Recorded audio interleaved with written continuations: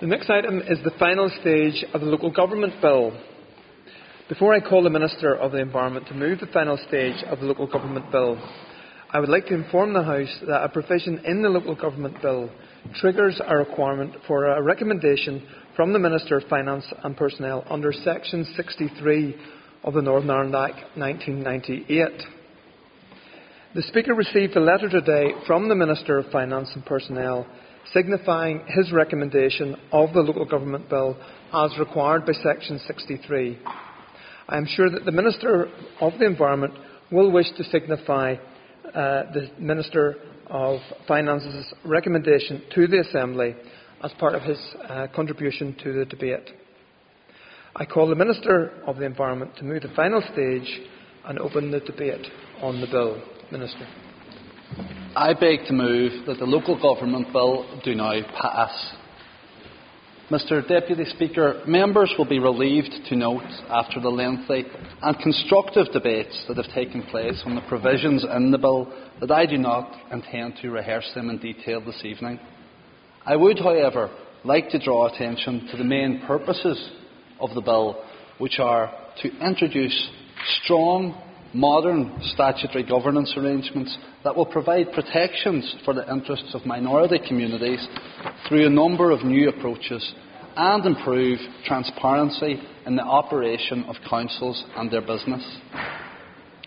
To establish an ethical standards regime to include a mandatory code of conduct for councillors and others appointed to take part in council business. To place councils at the heart of delivering improved services and outcomes for everyone living and working in their districts through the operation of community planning. A new performance improvement framework and the use of the general power of competence. The new approach to partnership working will be supported by the establishment of a formal relationship between elected representatives from councils and executive ministers in the form of the Partnership Panel for Northern Ireland. The bill also puts in place the provisions necessary for the effective reorganisation of local government in respect of the transfer of assets and staff from the current councils to the new councils that will be established following the elections on the 22nd of May, and for the transfer of staff and assets connected with the functions and powers that are moving from departments to these new councils. Provision is also made to support the restructuring of the local government audit function within the Northern Ireland Audit Office. Whilst these represent technical amendments to the 2005 order and do not place an additional charge on the consolidated fund, they nevertheless trigger a requirement under Section 63 of the Northern Ireland Act 1998 for a recommendation of the bill from the Minister of Finance and Personnel before the Assembly can pass the bill today.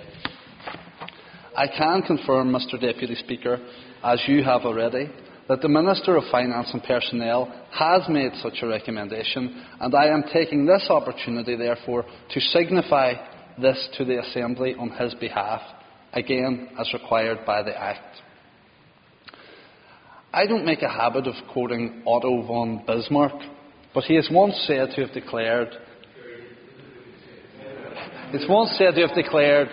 that laws are like sausages. I don't think he was implying that Mr Wells doesn't like them, but that it's better not to see them being made.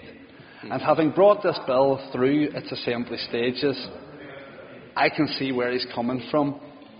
Of course, the making of this particular law has been a long, drawn-out process.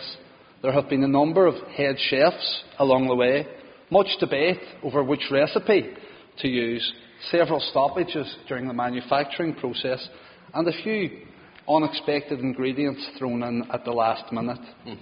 But I believe that what we are now serving up to local government is a well-balanced dish. And we also had a member, fittingly from Mid-Ulster, add a bit of sizzle to the debate last week. The Assembly has risen to the challenge that I identified during the second stage debate on the 1st of October last year. At 130 clauses and 10 schedules, this is the largest bill that the Assembly has seen during this mandate. Its passage has been no mean feat, And after over 36 hours of debate, it is an achievement of which everyone who has been involved can be immensely proud. Mr. Deputy Speaker, at this point I want to place on record my thanks to everyone who has been involved in getting us to this stage. I'd like to acknowledge my predecessors in the Department of the Environment. Before I took up my responsibility, a number of previous Environment Ministers initiated and led the policy development, the consultation and processes before the bill's introduction. I'd like to take this opportunity to thank the Chair and members of the Committee of the Environment for their diligent scrutiny of the bill. The Committee's report was completed on the 20th of February, and I'm glad to say that I was able to take most of its recommendations forward as amendments at consideration stage.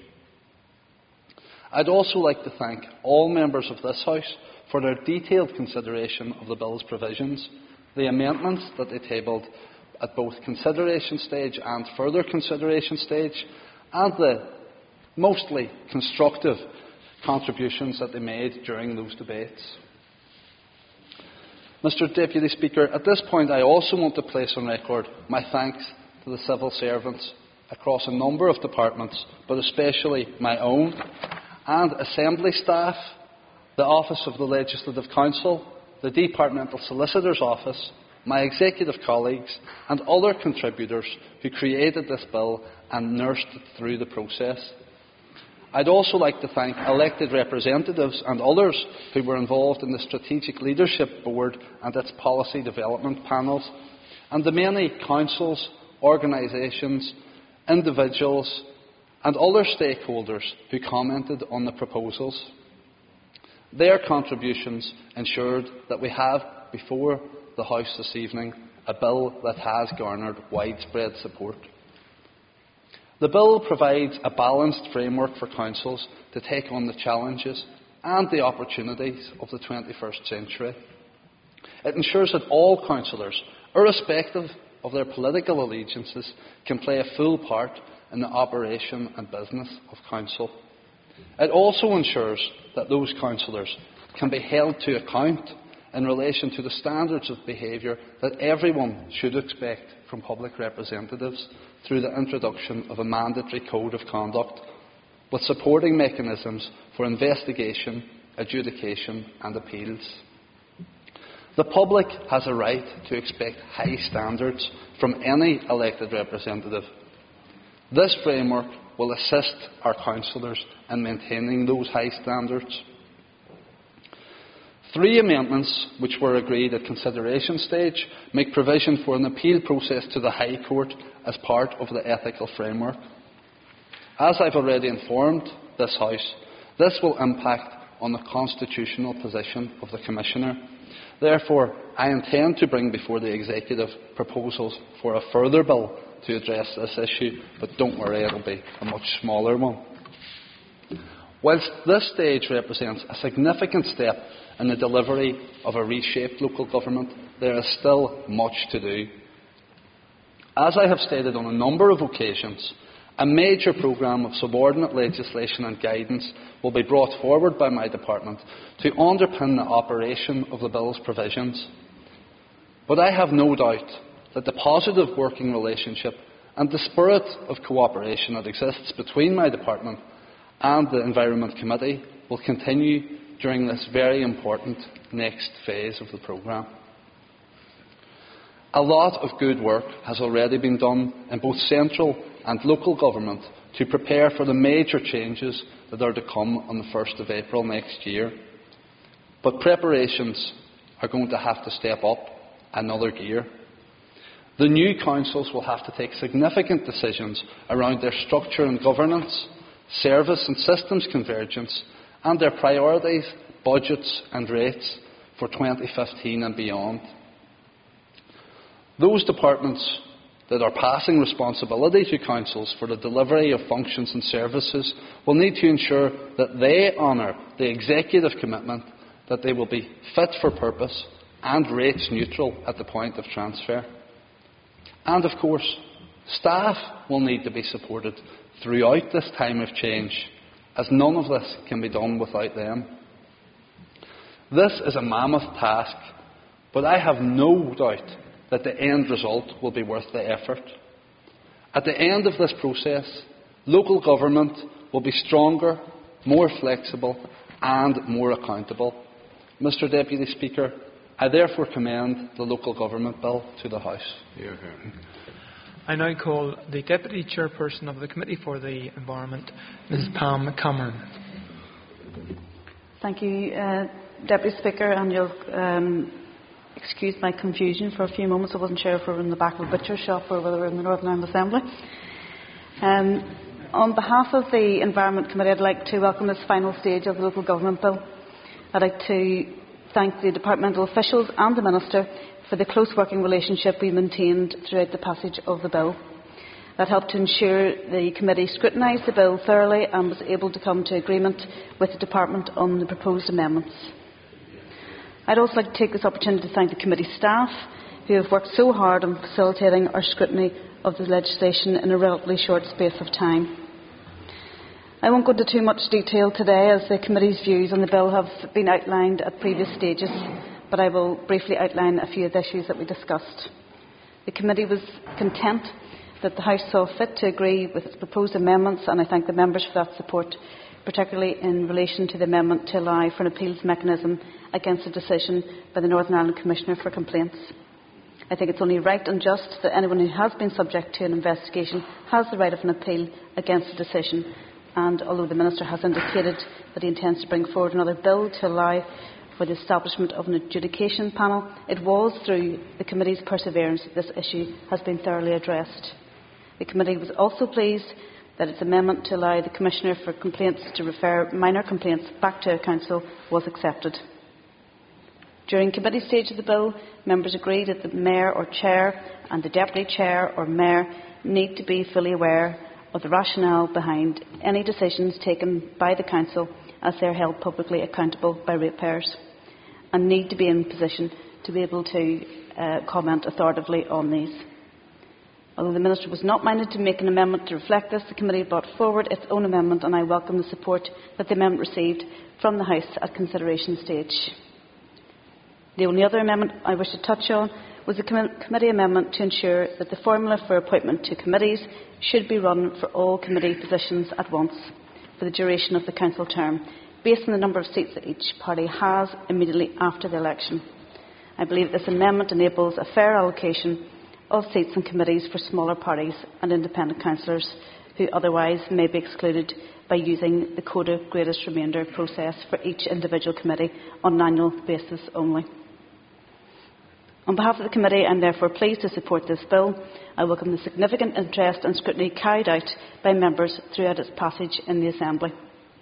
It is a bill which will reshape the face of local government, and members ensured that it got the close scrutiny that it deserved. Thank you, Deputy Speaker. I call Cathal Boylan. Gormagad Elias can Corla Agus Goon Falcha Lesh and Pisa Jarnat Den Bellashaw. Thank you, Mr. Deputy Speaker, and I welcome to speak on this, the last piece of this bill. And I want to just put on record and acknowledge the work of the Bill Office in terms of the support that they give to the committee throughout the committee stage, and also for their consideration and for the consideration stage as well, and individually support as I asked through the party, and I want to put that on record, the Bill Office.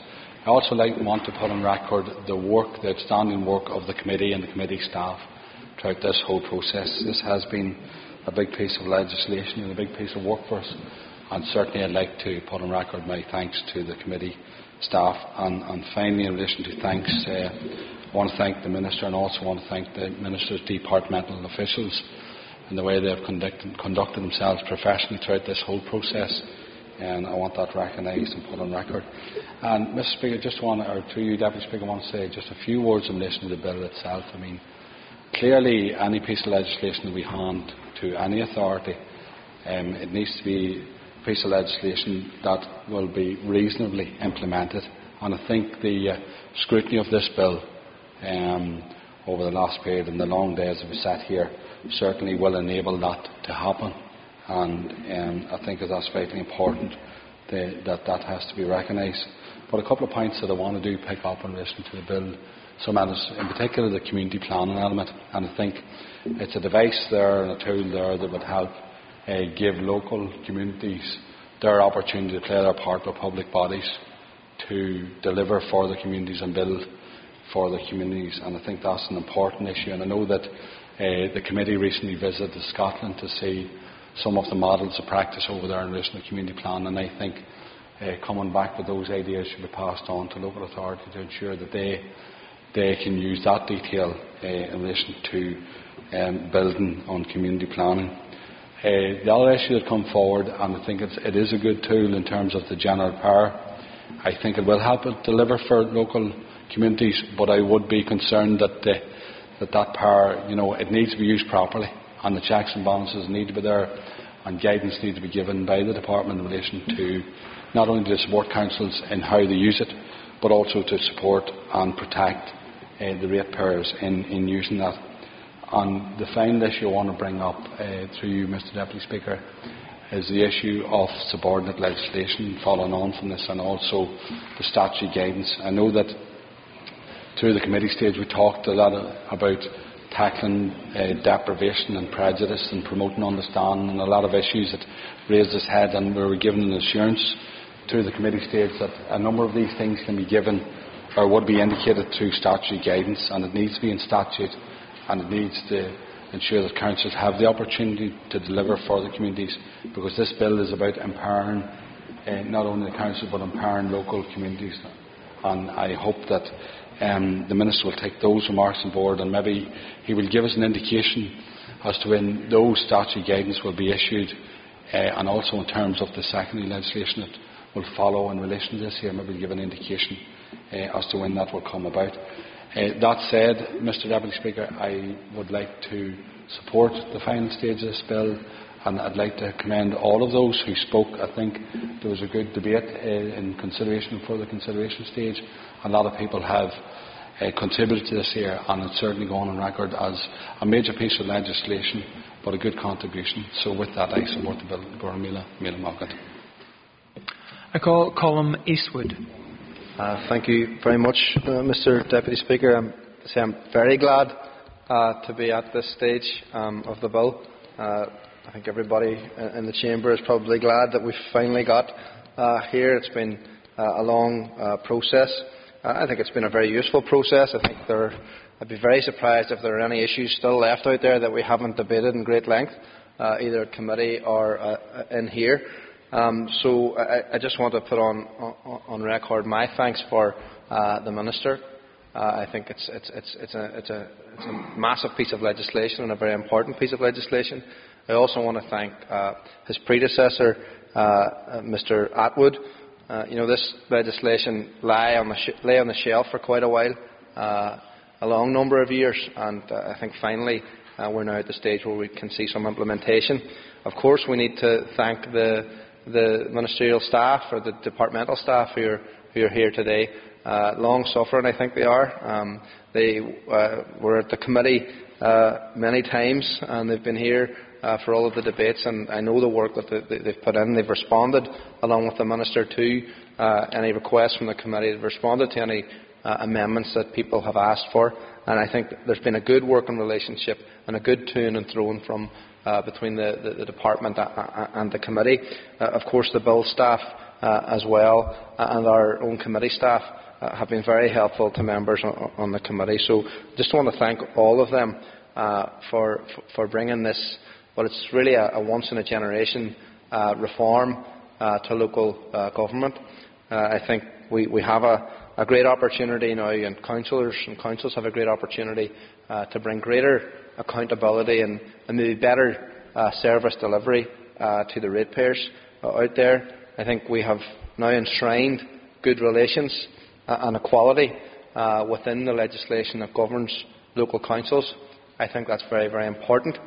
And in terms of community planning, we have communities and local businesses and everybody now able to play their full part in developing and delivering community plans.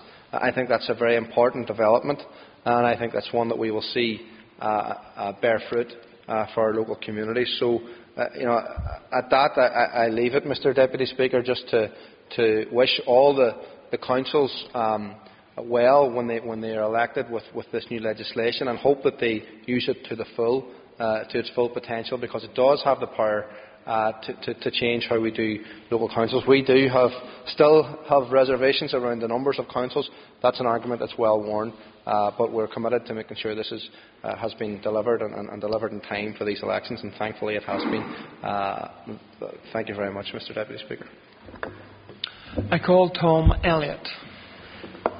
Thank you very much, Deputy Speaker, for this, and obviously we're all pleased maybe to get to the stage of the bill, and like others I would put on record my thanks to particularly the committee staff in my respect, because obviously they had a lot of work with the committee, but also the department staff. Even though I didn't always agree with some of their sentiments, didn't always agree with some of the policy aspects coming forward, they always dealt with it in a very professional manner. The bill staff as well, they were always very helpful and always there to give assistance. And of course to the Minister, who was always open, and his predecessor, who was always open to discussions. And again, even though I may not have agreed with all the policy coming forward, he was always courteous about that. But a number of aspects just that I want to touch on briefly in regards to the bill. First is around the community planning, and this is going to be something pretty new for us in Northern Ireland, and excuse me, I do believe it's going to be quite difficult. There's going to be massive challenges for councils out there, especially given the remit and the size of the councils that we now have. Once you move down from 26 councils to 11, the overall challenge is how you get local community planning. And I still believe that is a major aspect and a difficult process that we will find in the future.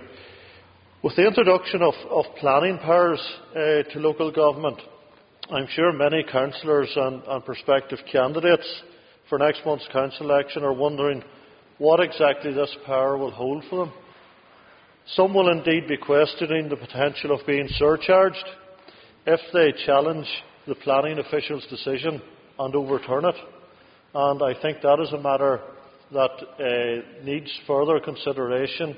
It is a matter that the Minister and his department are going to have to look at in more detail, because I believe that it does hold potential for major problems for individual councillors and their conscience. There will be fresh challenges over the qualified majority and call-in mechanisms. And indeed, these have the potential to create gridlock within councils and result with decisions not being taken. And I dare to say we had a flavour of it actually in committee, and that is it will be a lawyer's paradise. We had even some debates over certain aspects between even Mr Weir and other eminent lawyers and solicitors, and when you had that even in committee, I don't know what it's going to be like when it gets to full council and those challenges. I am not a great lover of the potential for having executive committees, but it has gone through in the bill. I believe it is fraught with dangers, and it could result with a very small number of people actually running councils. I am concerned, and I raised this back at the end of January on committee, when I asked if we could be furnished or have sight of the regulations that were coming forward, and it is one area that I am disappointed that the department did not deliver on. We were told at that meeting on the 30th of January that we could get sight of a briefing of the regulations and indeed a summary of them, but that's now a couple of months ago and we still have not got sight of those, and I would have liked to have a copy of those regulations, or at least a summary, to establish where exactly some of this legislation is going. One major aspect that people will not be surprised to hear me comment on, and that is the finances of councils and the delivery of services through the finances. I believe, irrespective of what the Finance Minister indicated yesterday, that people will see a rates hike. There is no doubt that the £30 million convergence will actually help, but I would have liked to see that guaranteed for a number of years. Our amendment was defeated in that, but I am disappointed that we couldn't have given a guarantee, because I believe the ratepayers are going to suffer out of the entirety. I do actually agree with the former Minister of the Environment, former Minister Poots, when he announced that the bill would not proceed in 2010. And the words of Mr Poots at that time was, the cost of the reforms would have exceeded the financial benefits and wouldn't be derived. That would have been derived. It was therefore important that we re-identify where cost savings can be made, so that we're not sacking teachers and nurses to pay for local government reform. My understanding, Deputy Speaker, is that no assessments have been carried out since then, because the PwC report came out in 2009. That was 2010, and we haven't had any review of those costings since then.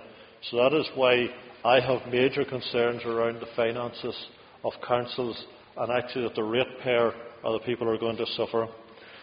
Finally, Deputy Speaker, I do want to raise the issue of the flags. We did put amendments down in order to try and, I suppose, have a consistent approach and to regularise the situation of flags across councils. I believe that the situation was badly missed in that instance, where we could have had a common process right throughout councils, and indeed I believe that will be lost. I think you're going to have debates, discussions, arguments throughout councils over flags issues in the coming months and years, and I think it will not be helpful, and it will not be conducive for those councils. It will not be good for community relations or good relations in the councils. I believe we could have dealt with it here in legislation, and to me it was a red line in the sand, and I feel that parties did not take that opportunity.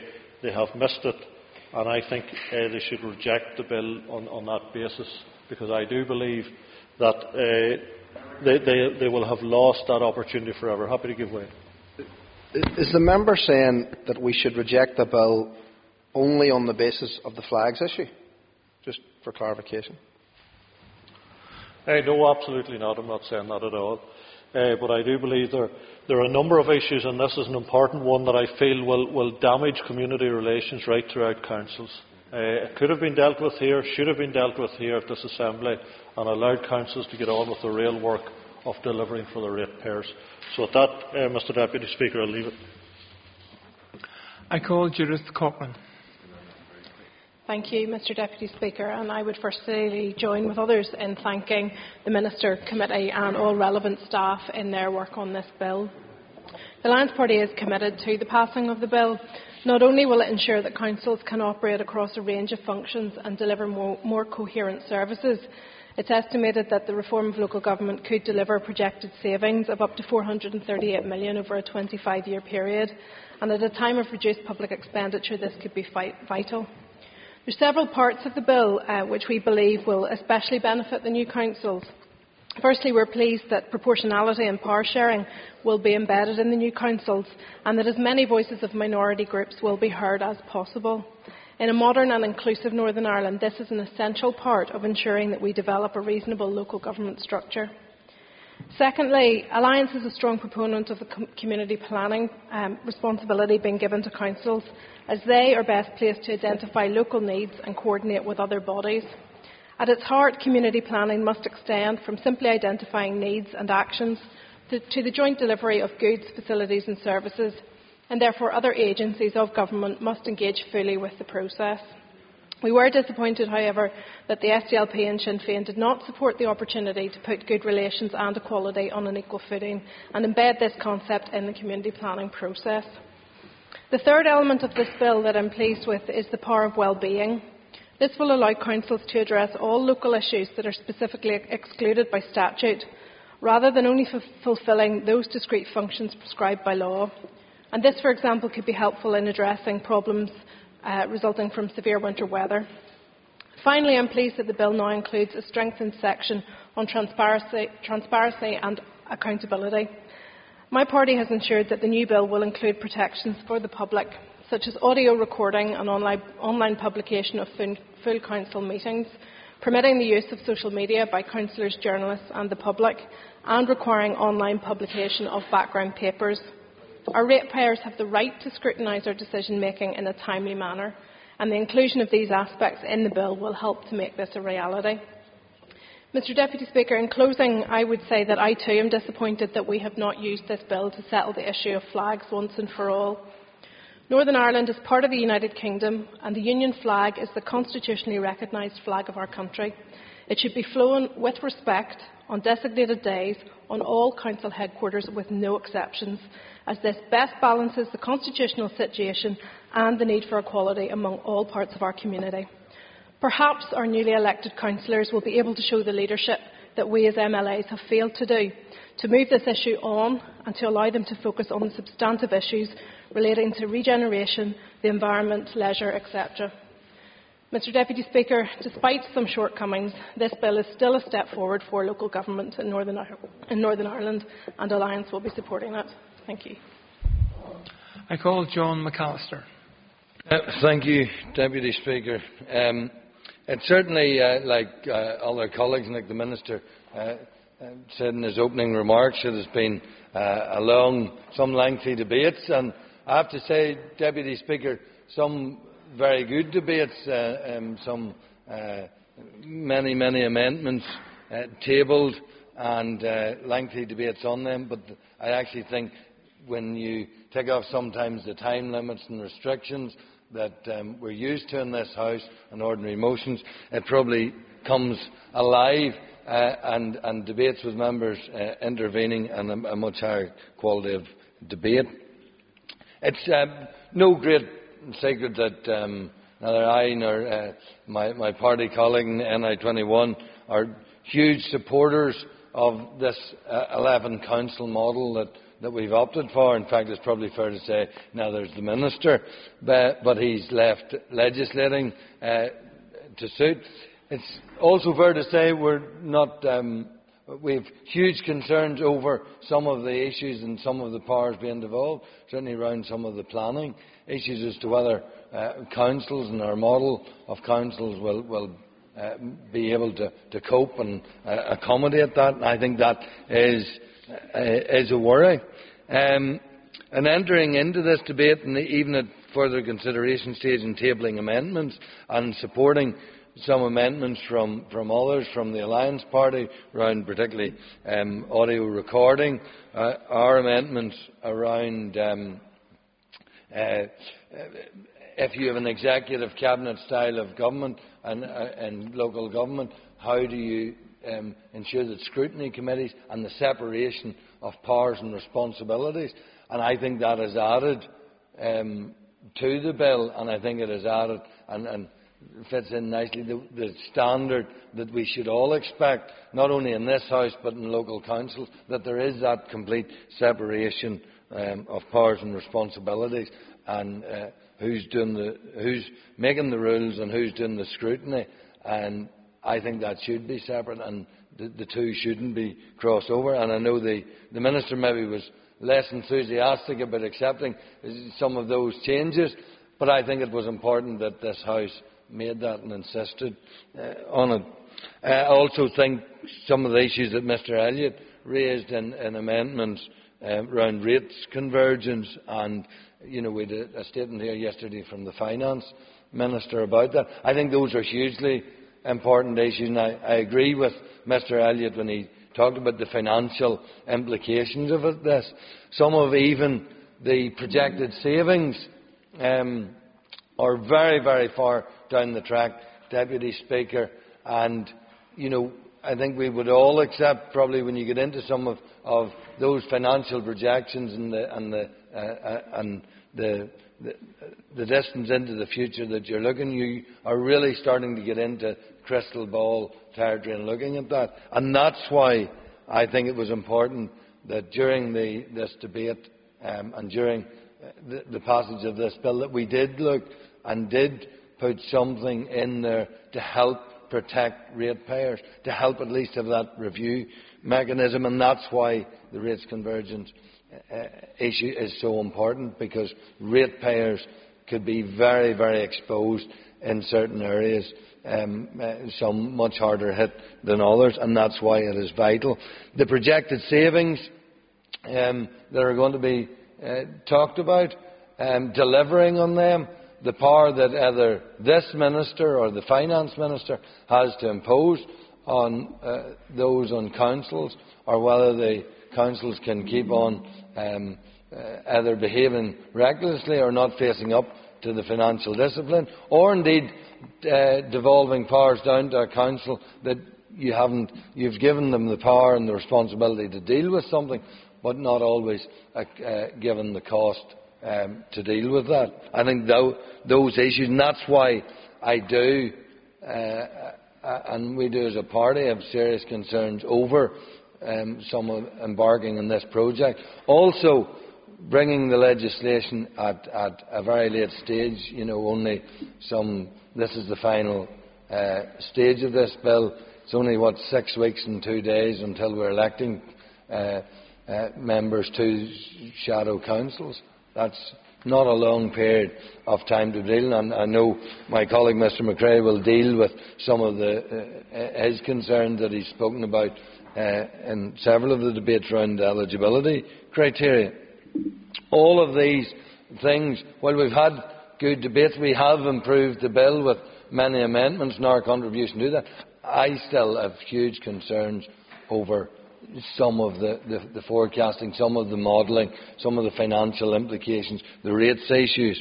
I will certainly, given that the last two speakers touched upon the flags issue, I will say that, yes, certainly.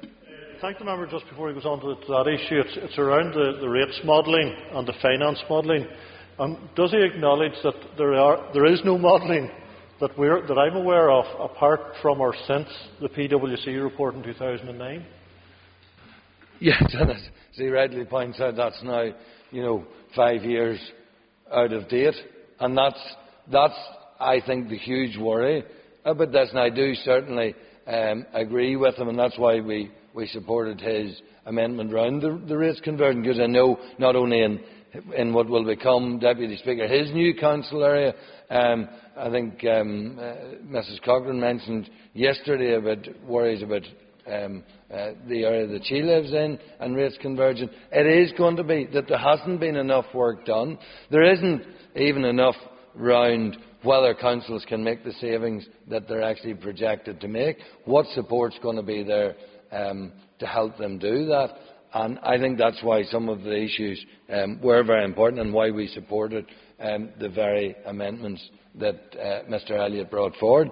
Deputy Speaker, while we've been probably at one with Mr Elliott on the rates convergence issues, touching onto the flags, we might find some slightly different difference of opinion on that, in that, and I think it was at the time, certainly when he was leader of the Ulster Unionist Party, and for a long number of years before that, the flag flying policy was designated days. It was designated days in this building, and it was designated days in many council areas that the Ulster Unionist Party had control on. And I think it was hugely regrettable that in the face of the flags protest in Belfast, that they reverted from that position. And the flag should be flown on designated days. It is the policy, and it recognises, when the Union flag is flying, it recognises that constitutionally, the constitutional reality that Northern Ireland is part of the United Kingdom.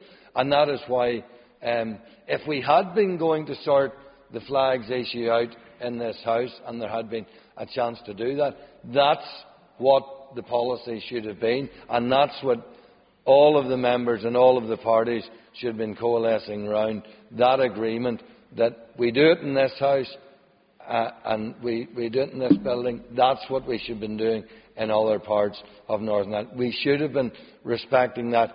All councils, and I agree with Ms Congdon, all councils without exception, whether we break them down into unionist control, nationalist control, whatever, not a way I like to do it, but it should have been to reflect the constitutional reality. And that was a missed opportunity not to either do that policy, but I probably regret that on that Mr Elliott tabled his amendments to have the flag flying every day, which was not, I certainly felt, particularly helpful even to the debate.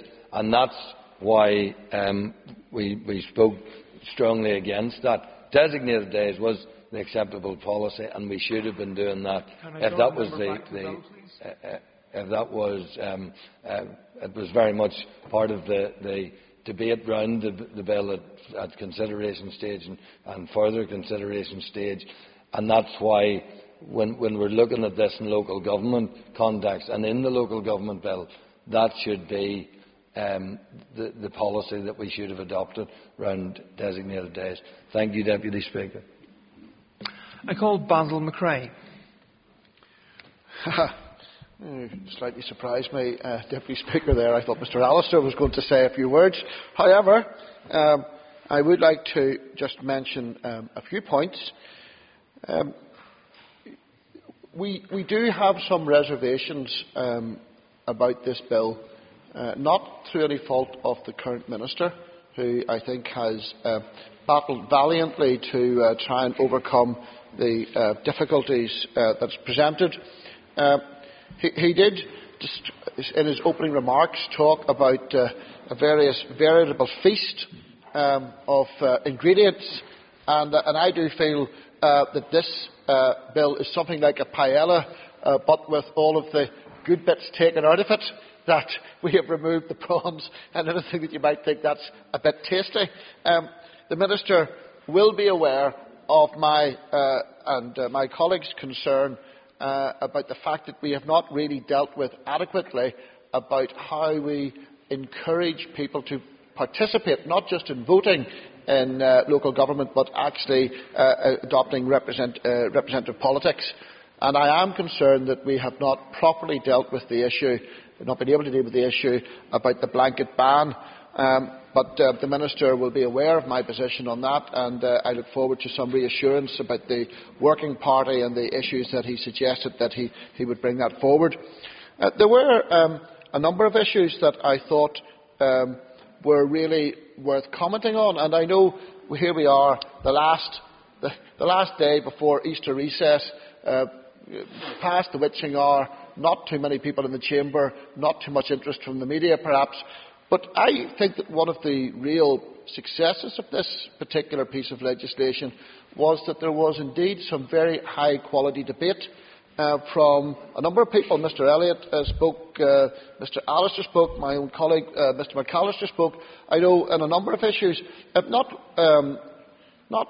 issues which necessarily got complete agreement from all around the House, but nevertheless I thought it was real legislation in the making. And it is unfortunate that elements of the media did not see fit to look at the debates as they developed, because it is something that we have to do in this Assembly, is to show to the people of Northern Ireland that it is a legislative assembly, and this is us legislating, this is us trying to deal with the issues. A number of notable things. I think Mr Alistair's proposal about making sure that we included the House of Lords in terms of the exemptions, I think was a correct and worthwhile exercise. I think that the Alliance Party, although trying to claim the credit all for themselves, I think they will agree that they did require the votes of others to deal with the issue about audio recording in councils, which I think was a good move. And I'm disappointed that we didn't get to extend it to the subcommittees, but maybe that's something that the individual councillors will pick up. I also agree with my colleague on the point that Mr Elliott raised about the issue about flags, and I will give credit to Mr Elliott in his measured tones in saying that I think there was a missed opportunity for us to deal with this issue. I think it will be one of the areas that we will come to regret. Certainly, as Mr McAllister outlined, we would have been in favour in designated days for all public council buildings. I find it incredible that we can all sit here in this chamber, in this assembly, and agree that designated days is the right way forward for here, and yet we appear to think that either Belfast City Hall is different to Parliament buildings, or that we should have some rule for people west of the Ban and not the same as east of the Ban. This does not seem to be the right way forward. A generosity of spirit which acknowledged the constitutional position expressed by the will of the people in 1998 would have gone a long way to looking for reciprocation in other areas. And perhaps, in retrospect, it would have been better for us to spend more time dealing with these issues. Time was not with us in this particular bill. We've had accelerated passage in a number of areas, and I think that we will look back in a few years' time and regret that we did not take more time to deal with some of the issues, because I do think that proper discussion and debate, the quality of which I think was very good in many instances, that I will indeed, yes. Would the member accept that, obviously, while he says we didn't have the time, there was a lot of time given to that particular debate on that evening, but maybe not enough quality time to the actual detail of the debate, and maybe done at committee or at other places? I'm grateful to the member for coming forward, and that is exactly the point that I wanted to make. So I share with him in that view that preparatory work, where you might have explored various options in the way forward, where there would have been some consensus, but should perhaps have been done at committee stage, and just a bit of real politicking, perhaps, that really just to see what. Way. And I appreciate, I suspect that, and there was a fairly lengthy debate on the issue, particularly at consideration stage of the various propositions as regards to the flag situation. I think, as regards a lot of the other detail of the bill, I think it's unfair to suggest that there wasn't a very detailed scrutiny of a lot of that, both in terms of the committee stage, also in terms of the length of time we took in this House, but also in terms of a large number of aspects of this were not things which simply came out of the ether or indeed came out of the department, but for example, and I appreciate this wouldn't include necessarily NI 21, it predated them in that regard. A lot of the aspects of this bill were things that actually were thrashed out in many, many sessions by the 5 largest parties in the Strategic Leadership Board and Policy Development panels over a number of years. They didn't just appear in that regard.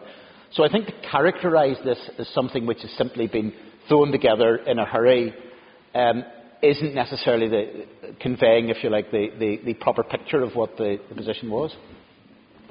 Well, I thank the member for his intervention, but unlike Mr Elliott's contribution, I'm afraid I can't agree with him on the points, Mr Deputy Speaker.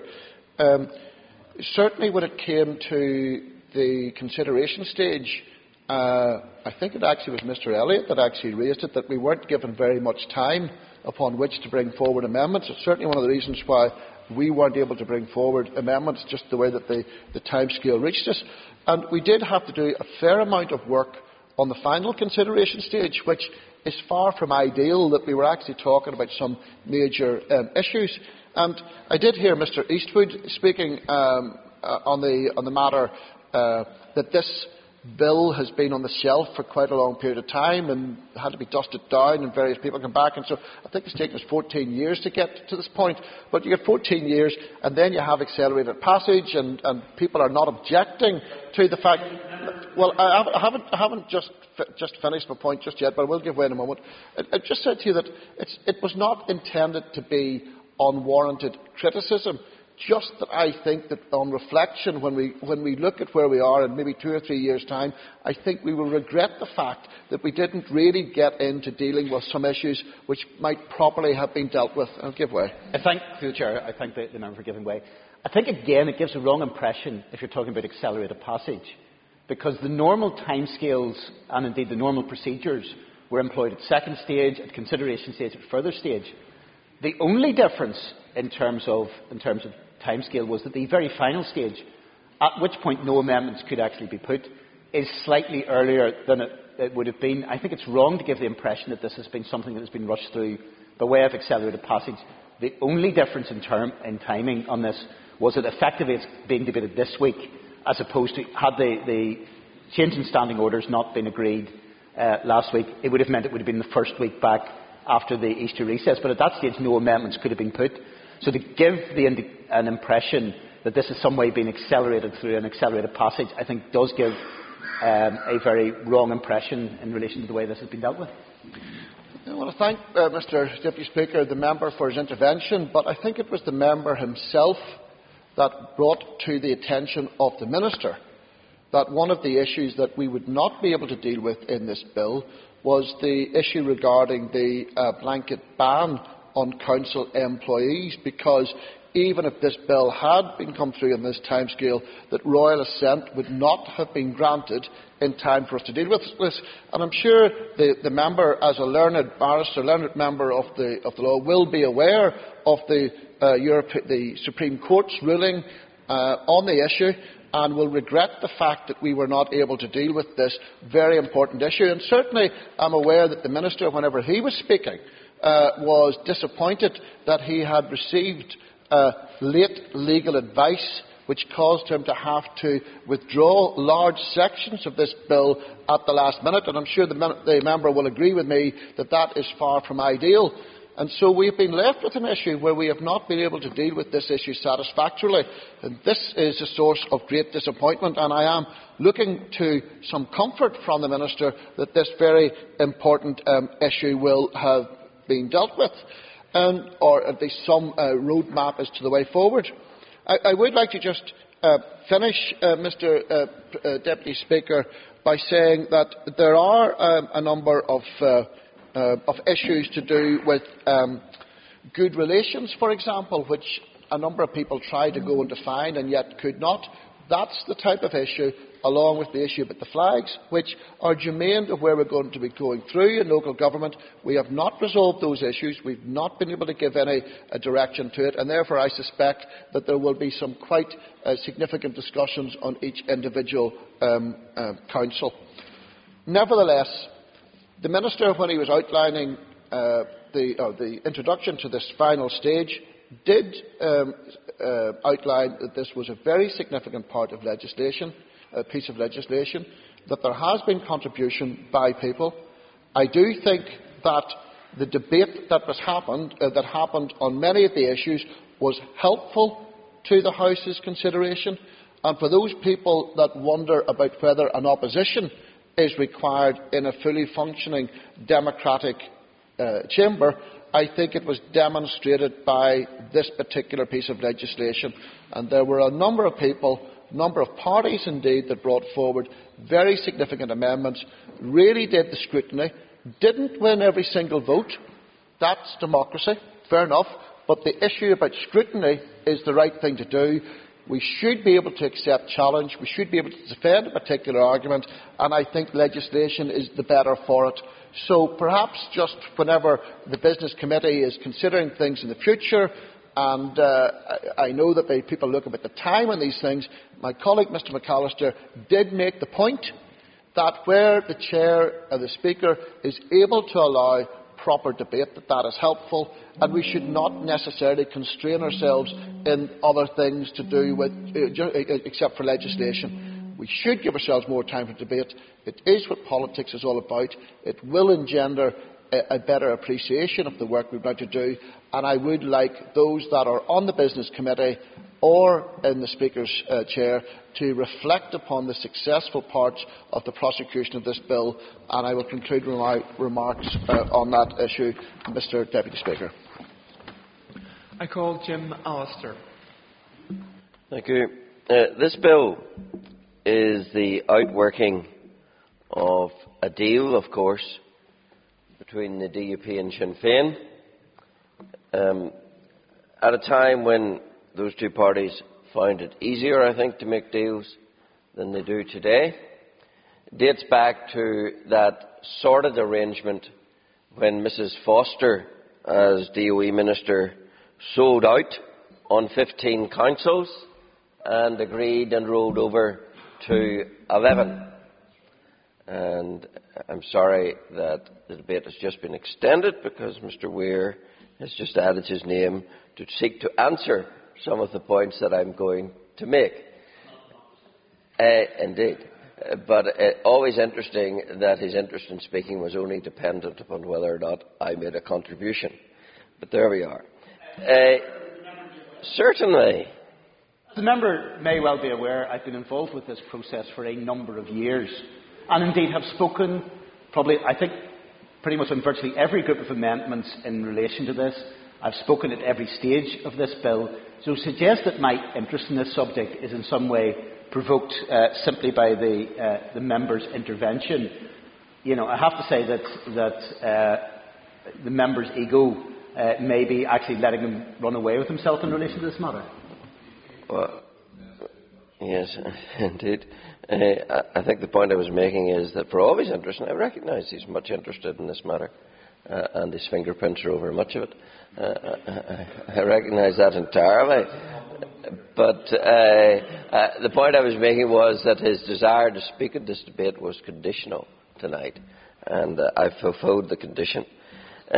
So, what we're dealing with is something that dates back to that sordid arrangement when the DUP sold out on 15 councils and made the deal about 11 and abandoned Belfast effectively to its fate instead of holding forth for boundaries which would have secured the situation otherwise. Fundamentally, my biggest regret about this bill is that it is a missed opportunity to deal with that vexed issue which has been perplexing and, to an extent, blighting local government for some years. Namely, the failure to deal with the flags issue. And we all know the discord inside and outside councils that has caused down through recent years. There was an opportunity to deal with it and to deal with it in a conclusive fashion in this bill. But sadly, the pan-nationalist front in this House, Sinn Fein, SDLP and the Alliance Party, resolved in a triumphalist approach that it wouldn't be resolved. And the pan-nationalist front determined that they would exercise whatever veto they could, and of course they had recourse, some of them, to the pernicious petition of concern, to make sure that they overrode what just might happen to have been a majority view in this House. Quite happy to relish and accept majority opinion in the City Hall, but determined to extinguish it in this House if it had manifested itself in regard to this issue. And of course, yes? I thank the member for giving way. I would just like the member to make it clear whether or not, when he refers to the pan-nationalist front and as including me as a member of the Alliance Party in that, did he not actually hear what I stated around Northern Ireland being part of the United Kingdom, about a constitutionally recognised flag, and also could he confirm whether or not the Alliance Party actually signed any petition of concern?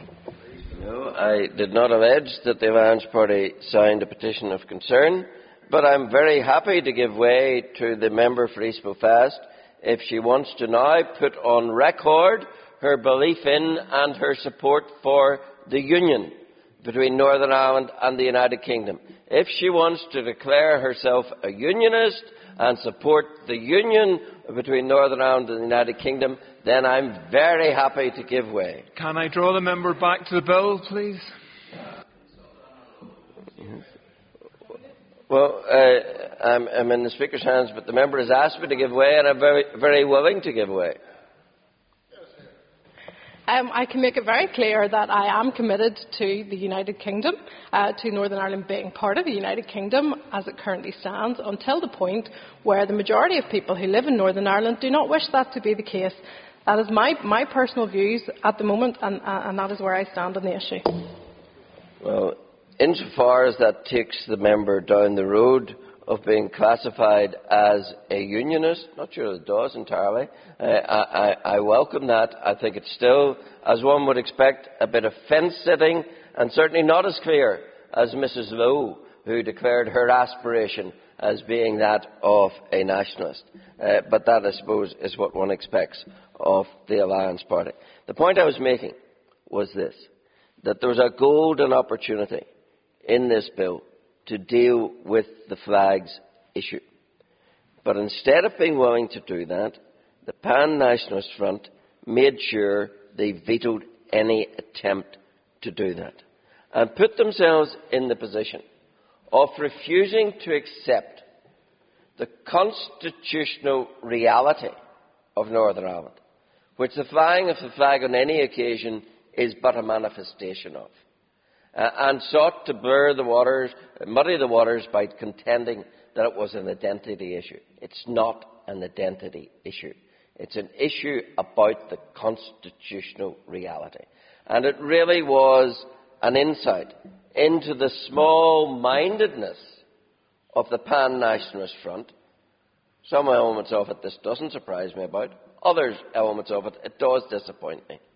The small-mindedness of them, that they could not reach the point of acknowledging that in the flying of the flag there is a recognition simply of the constitutional reality of Northern Ireland as part of the United Kingdom, and an insistence on flying in the face of that, despite the fact that they are the very people who lecture the rest of us about all the good things they tell us about in the Belfast Agreement, they themselves refusing to accept the constitutional reality which that agreement is supposed to have recognised.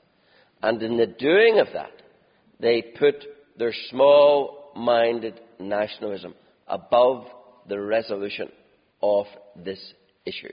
And that is disappointing. Now, faced with that reality, I think that then served the ball back to the other side of this House, bearing in mind that this bill is the only opportunity to deal with that matter.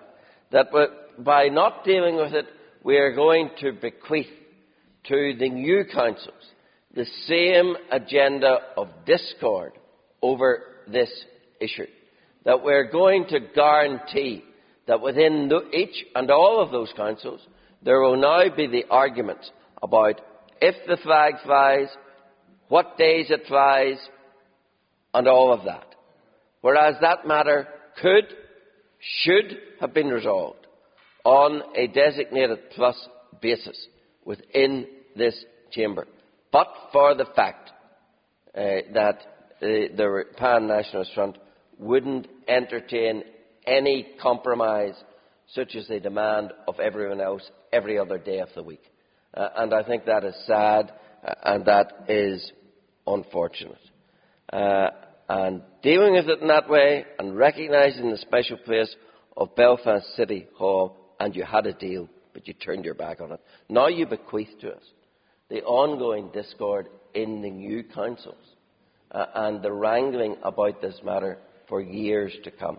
Now, faced with that, the challenge I issued at the further consideration stage to the main unionist party in this House was, well, if you're serious about dealing with the flags issue, about getting a resolution on this matter, then why are you allowing this bill to complete its passage until this issue is addressed?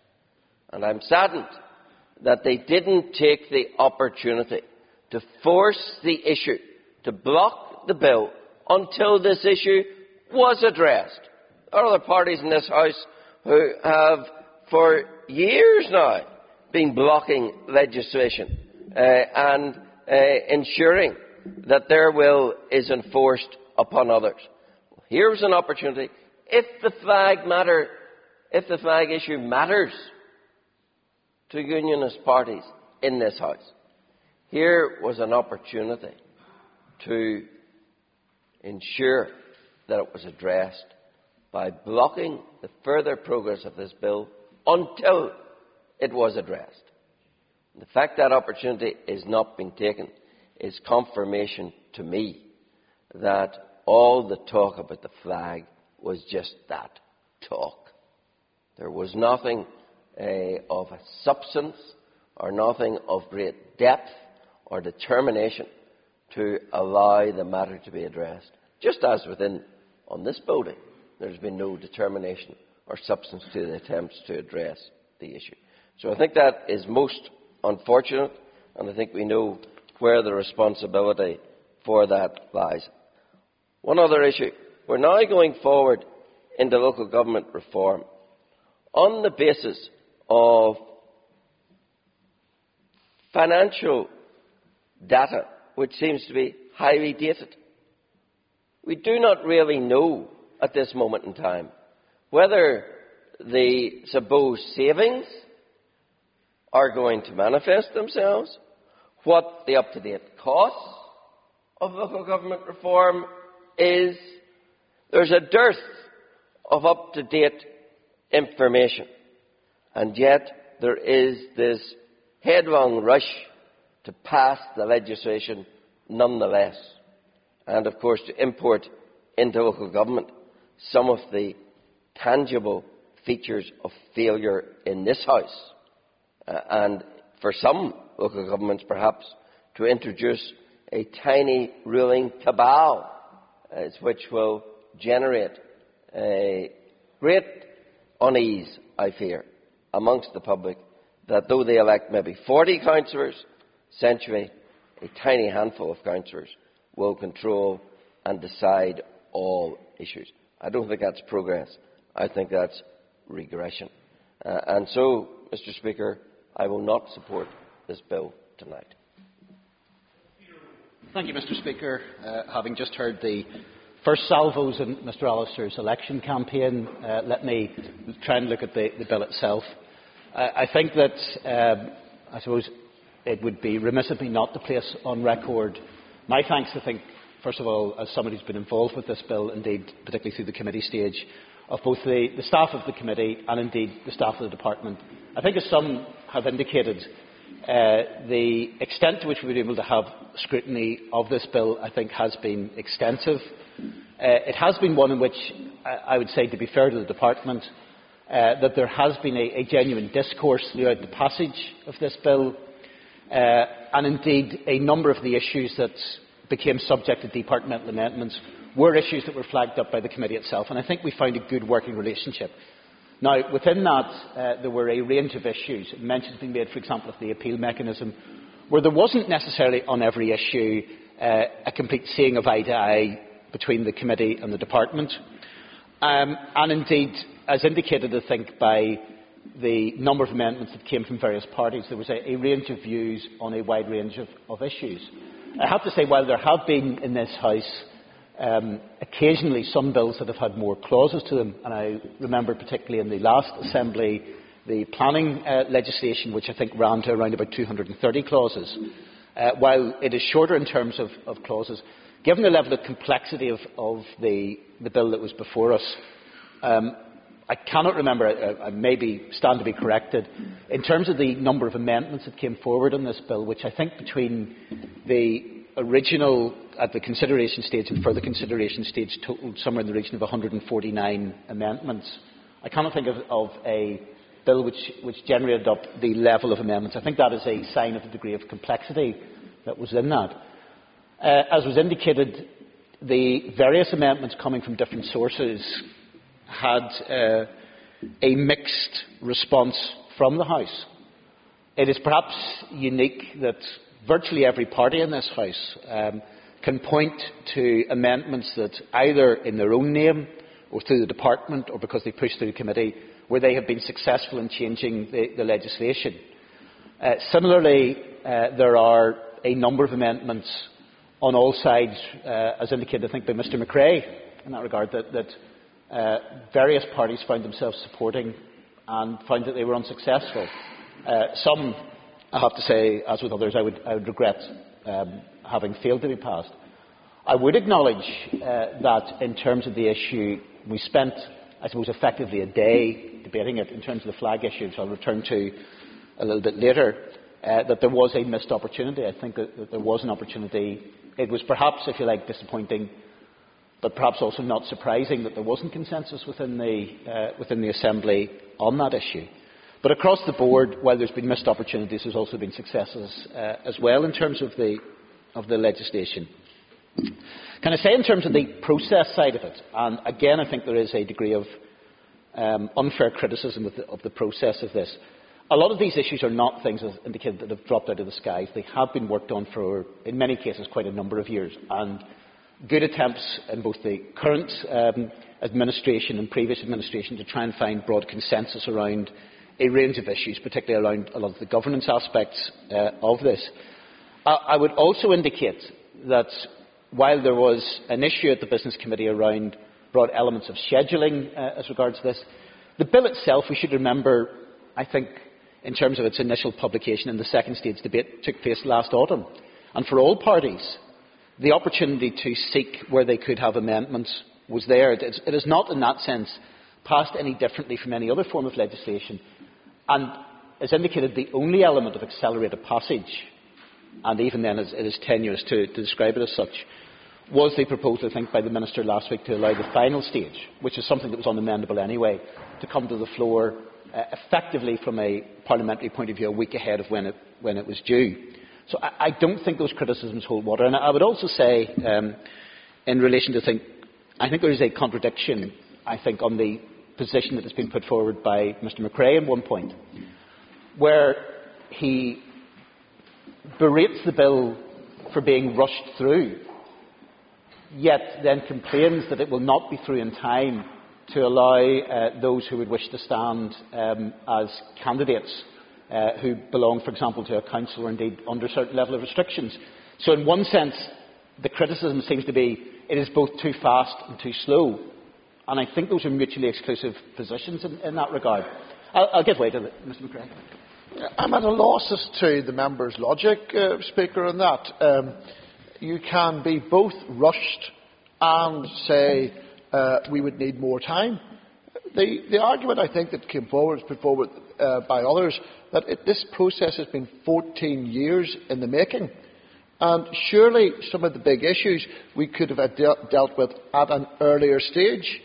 And certainly one of them I would like to have seen would have been the issues that have been brought up. I don't think that the issue that he's raised is inconsistent at all. I think it's actually a failure to address the issues in the proper time.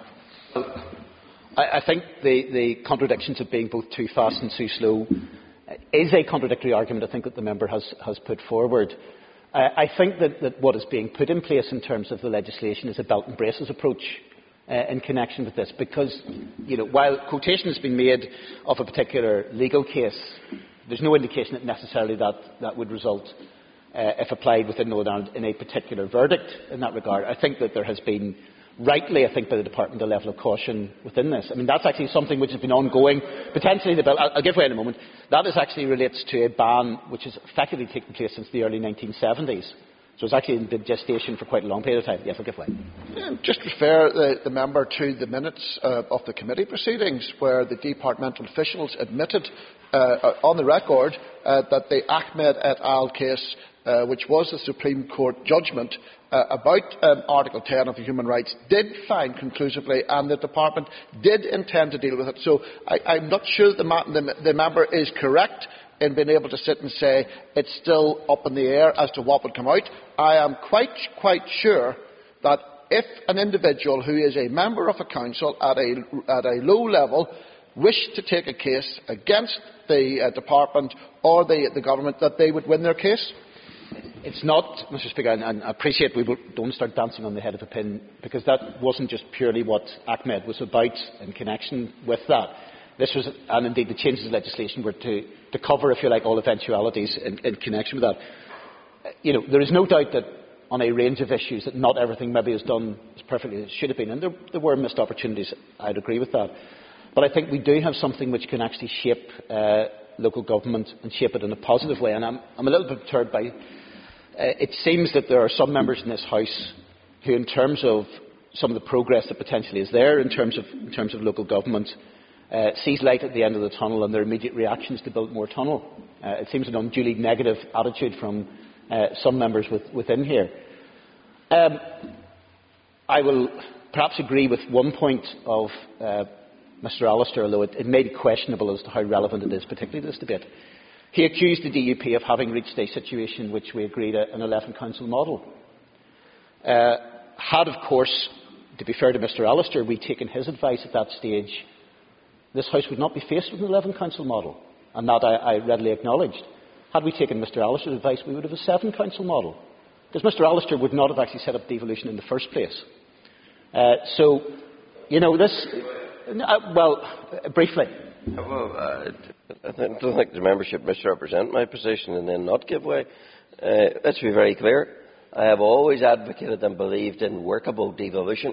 My problem is the unworkable system of the Belfast Agreement, which every day that passes proves my point. So all for workable devolution. I have to say, okay. Order. We really need to get back. We're into the final stage of this bill. We really should be discussing what now is in the bill. And members hoping and almost indicating what they're wishing might be in the bill. I mean, we really need to get back. It's the final stage of the bill. So we really only should be discussing now what is in this bill, not what we hope might be in the bill. I thank the Speaker and obviously abide by his ruling, so I'll not indulge in the fantasy land that Mr Allister, indeed, what he wishes was there. Because the reality is, well, with respect on it, Mr Allister made reference to the 11 Council.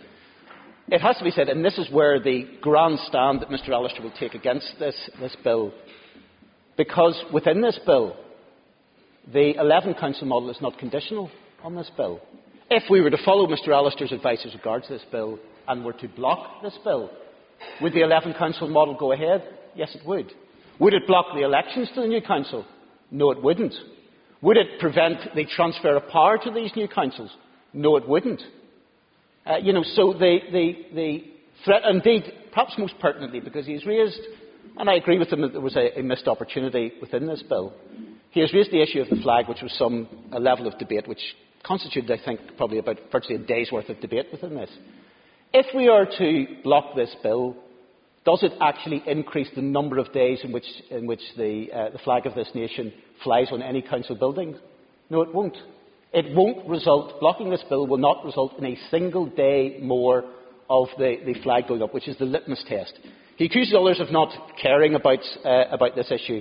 Unlike Mr Allister, I was there on the night in which the decision was taken inside City Hall, was there observing the decision, there to support my union's colleagues. I didn't see Mr Allister there on that particular night, nor indeed in the range of issues which has come up on local government. I have to say, on this bill, the level of contribution that Mr Allister and others have, or particularly Mr Allister and his party, have contributed is woefully lacking.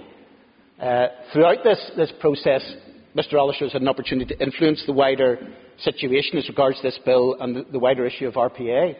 It has to be said, in the political reference group that the Minister set up, indeed the previous Minister set up, Mr Allister has had the opportunity to attend that, or indeed one of his representatives, and has not attended a single meeting of that. So pertinent is this issue to Mr Allister. He, of course, throws up straw men in relation to this bill. He tells us that we should take a stand to save the flag. Are we seriously suggesting that the SDLP and Sinn Féin are so keen simply to get this particular piece of legislation through, which does not prevent the elections, which does not have any impact on the transfer of power, the establishment of the new councils, or indeed those councils taking full effect, that they are simply going to roll over at that point and say, well, actually, to be honest, simply to get this through, we'll give you the flag 365. No, I mean, I've indulged enough fantasy from I've heard enough fantasy from Mr Allister. I think he is producing on this bill the straw men. Blocking this bill, Mr Speaker, will not prevent any of the things that Mr Allister wants to see stop, nor enable a single thing that he wants to see happen. That is the fantasy politics of the TUV. And indeed, not only as regards the main issues does Mr Allister's position become largely irrelevant, it actually also becomes counterproductive. Because if we are to follow, and one assumes that Mr Allister, who seems keen in various bits of protestation to spread his wings and to look after the entire unionist population, the reality is the checks and balances within these proposals would mean that we would simply have councils, and the same argument can be used from a nationalist perspective on the other side. We would simply have councils in which, where there is a majority of a nationalist disposition, they could simply do absolutely anything they want. Mr Allister in the west and the south of this province is perfectly happy to abandon unionists in those areas to whatever the nationalist councils want. And I'm sure the same argument can be used on the opposite side. So he is not only creating a situation... I'll give way briefly. The member says that not passing this bill would make no difference. Local government would carry on. The member knows full well that for the new councils to ultimately operate, they need this bill. If he's right that not passing this bill would make no difference, what's the point of the bill?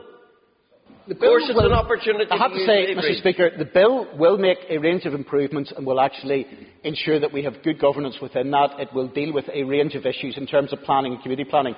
Can the new councils carry on without this bill? Yes, they could. And that, I have to say, is the empty threat that the leader of the TUV poses in front of us. He makes away... Well, the member accuses me of, quote, running away in relation to it. I didn't disappear from politics for 17 years. I've been in it since I was 18 in that regard.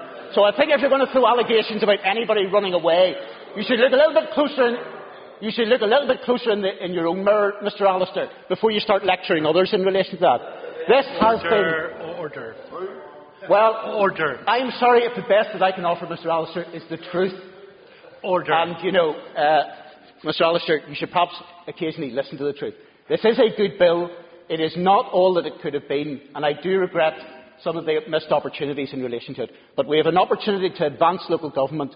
We have an opportunity to have something which can protect minorities within all sides, and particularly, which should be of concern particularly to Mr Allister, where it is unionist minorities in the west and south of the province that he is so keen today to abandon in relation to that.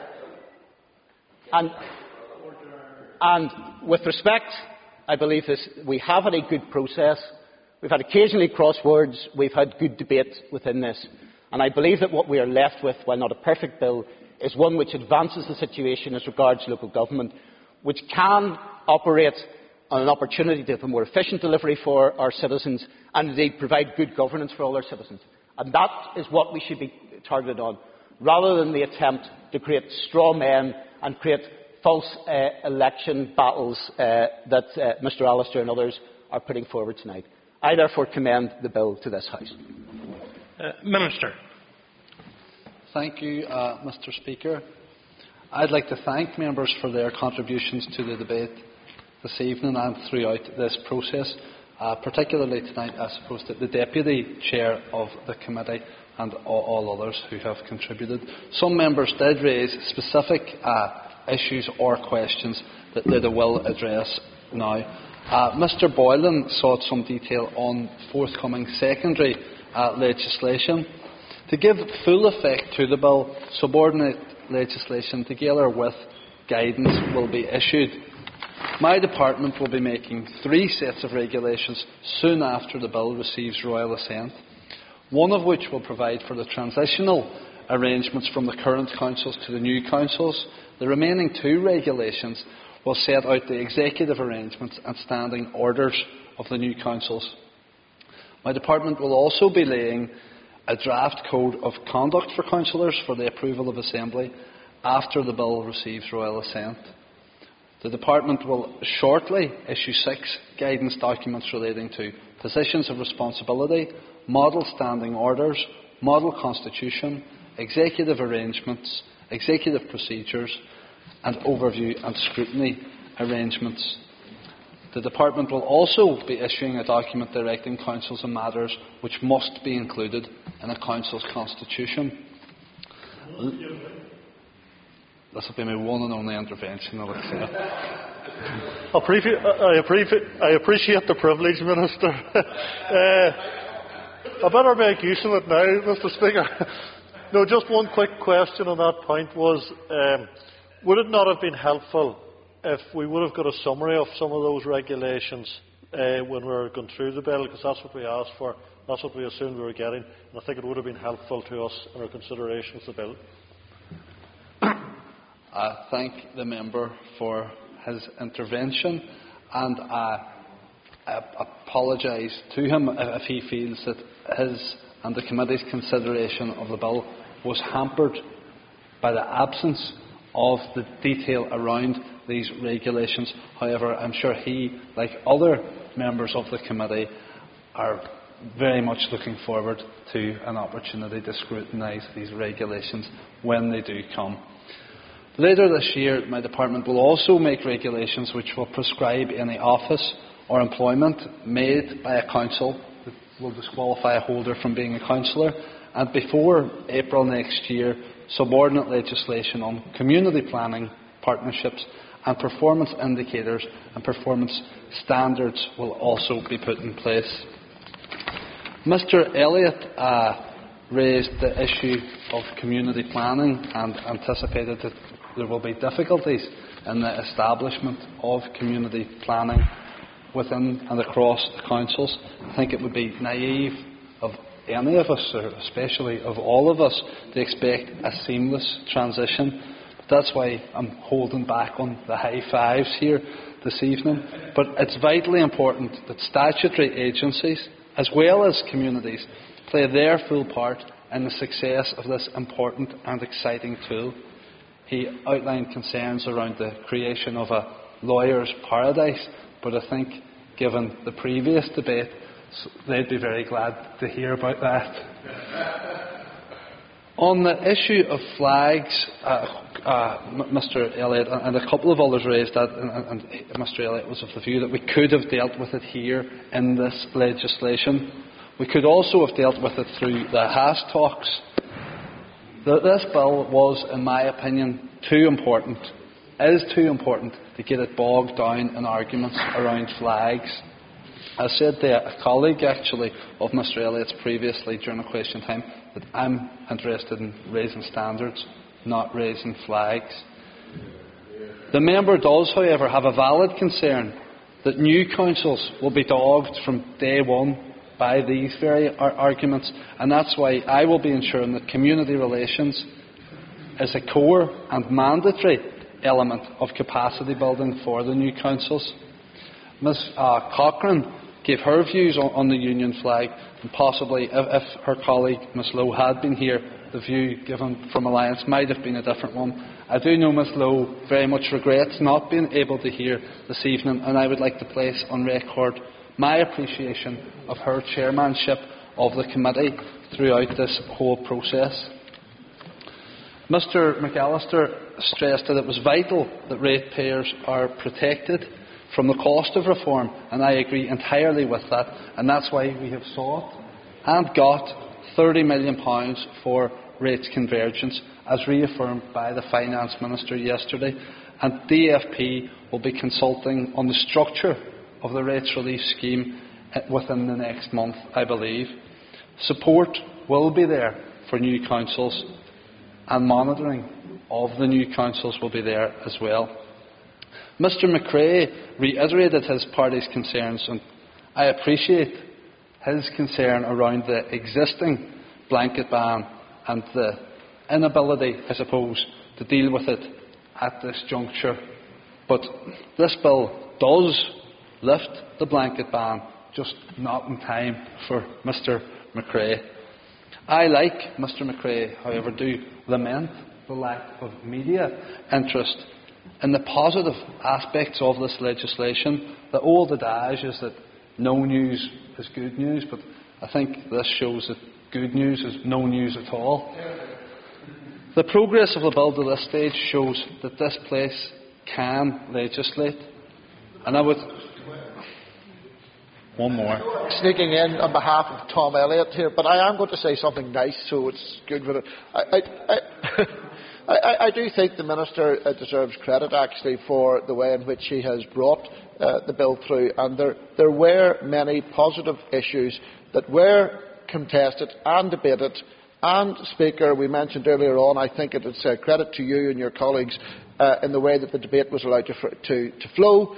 And I think this is only to the good and does actually enhance representative democracy.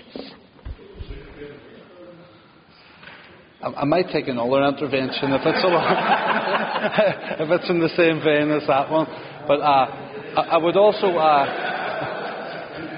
I would have to concur with Mr Weir's assertion, that this bill has received a good degree of scrutiny. Mr Allister again described this as a missed opportunity to deal with flags, but he didn't miss an opportunity. He never misses an opportunity to wave the TUV flag. Mr Speaker, when Mrs Foster, who was then Minister of the Environment, announced on the 31st of March 2008 the Executive's decisions on the future shape of local government, she quoted Sir Winston Churchill. "Now is not the end, it's not even the beginning of the end, but it is perhaps the end of the beginning." If Mrs Foster's statement signalled the end of the beginning, then today is certainly not the end of the reform process, but rather the beginning of a brand new chapter for local government. I believe the bill we have before us today is a piece of sound and effective legislation for the operation of local government going forward. The challenge will now be for the newly elected councils to use their new powers to good effect and for the benefit of all their citizens. Thank you. Order, members, order. The question of the local government bill do now pass. All those in favour say aye. Aye. Contrary, if any noes? Clear the lobbies. The question will be put in 3 minutes.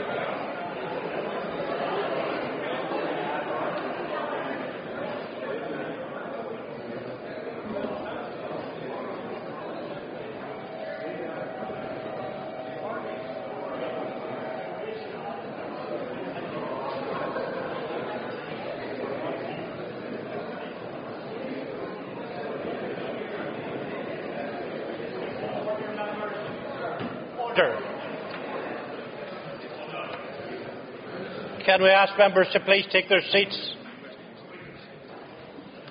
Order, members. The question of the local government bill do now pass. All those in favour say aye. Aye. Contrary, if any noes? No. Do we have tellers?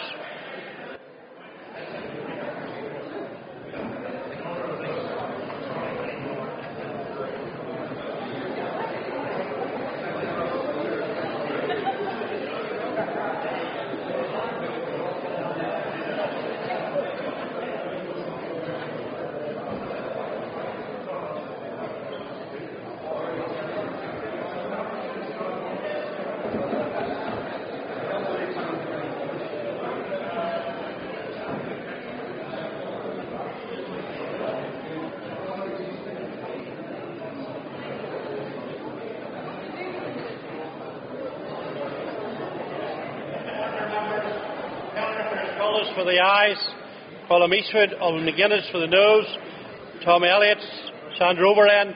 Okay, the lobbies, the House will divide. Ayes to my right and noes to my left.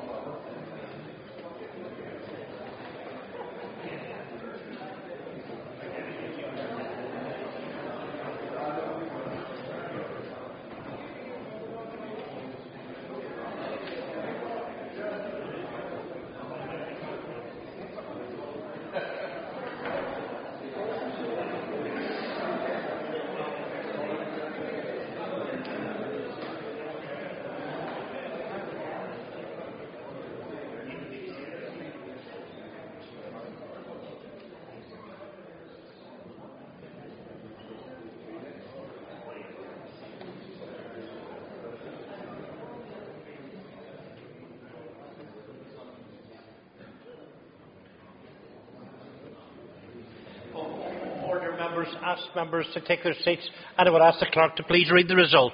Order, members. 69 members voted, 55 members voted aye, 14 members voted no. The motion is carried. Order, members. The final stage of the local government bill is now passed. Item 4 in the order paper is the adjournment. The question assembly do now adjourn. The assembly is adjourned.